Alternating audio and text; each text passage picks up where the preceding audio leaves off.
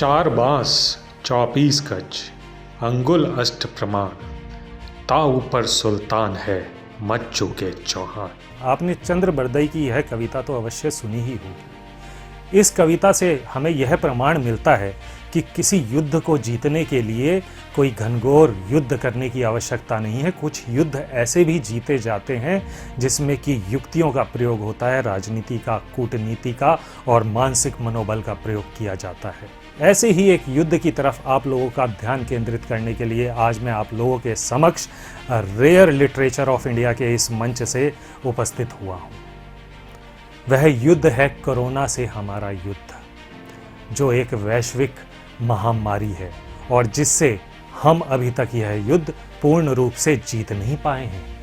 आने वाली तीसरी लहर का सामना करने के लिए आज मैं आप लोगों के समक्ष अपनी एक नवीनतम प्रेरक रचना प्रस्तुत करने जा रहा हूं, जिसका शीर्षक है त्राण कवच। त्राण मतलब रक्षा, मास्क को यहाँ पर मैंने कवच की संज्ञा दी है। तो आपके समक्ष काव्य पाठ आरंभ करता हूं। दारुण दुख, घनघोर अंधेरा, समय का पहिया ठहरा ठहरा, समदृश बेहातुर निस्तेज मुखमंडल, कर्कश नाद का कोलाहल भीतर, प्रांत प्रांत सन्नाटे का पसरा पहरा। दोस्तों, कोरोना महामारी के इस काल ने हमारे अपनों को हमसे बिछड़ा दिया, हम लोगों को कमरों में बंद कर दिया, हमारी उन्नति की योजनाओं पर आघात कर दिया और बहुत सी सारी ऐसे हमारे अपनों को हमसे छीन लिया। तो ऐसे में हम कैसे इस कोरोना महामारी से उबरें, उसी का संदेश यह कविता देती है। इस कविता को आप अतुकांत, काव्य, अलंकृत गद्य या करुणतम वीर रस की एक कविता भी कह सकते हैं। आगे का छंद प्रस्तुत करता हूं। सहवासी षड्यंत्रकारी ने उपांत लांघने की करी चेष्टा, हुई विध्वंसक विषाक्त की अनाहूत प्रवेष्टा। देखो गजगामी मानुष काया को जैसे पिपलिका करती ललकारने की धृष्टता। कुंभकर्णी निद्रा के आलिंगन में प्रचन्न पड़ी विरक्त आत्माओं, कोटि कोटि बुझाओं का आह्वान करती राष्ट्रखंडता। अदम्ब दम ने श्वास रोध की कैसे करी तुष्टता, अदम्ब दम ने श्वास रोध की कैसे करी तुष्टता। शंखनाद के स्पंदन से शत्रु कांपे, पड़ले शीश पर भी काल क्यों ना नाचे। प्राण तुम्हारे व्यर्थ नहीं है, देह तुम्हारी तुल नहीं है। करो गर्जना सिंह सी, गस्सी तुम हुंकार भरो। तो उठो धरा की श्रेष्ठ संतानों, सचेत अस्त्र संधान करो। मुखस्त उठाओ, मुख पर लगाओ, प्राण तर्जन का निवारण करो।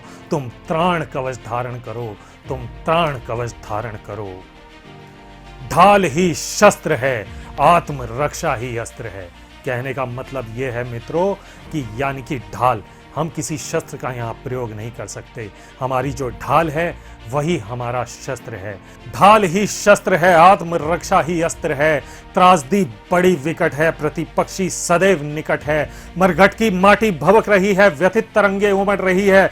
पग चौखट भीतर धरो, प्रक्षालक का नित दिन प्रयोग करो। विषाक्त उन्मूलन यज्ञ आरंभ करो, जन जन का कल्याण करो। तो उठो धरा की श्रेष्ठ संतानों, सचेत अस्त्र संधान करो। मुखस्त उठाओ, मुख पर लगाओ, प्राण तर्जन का निवारण करो।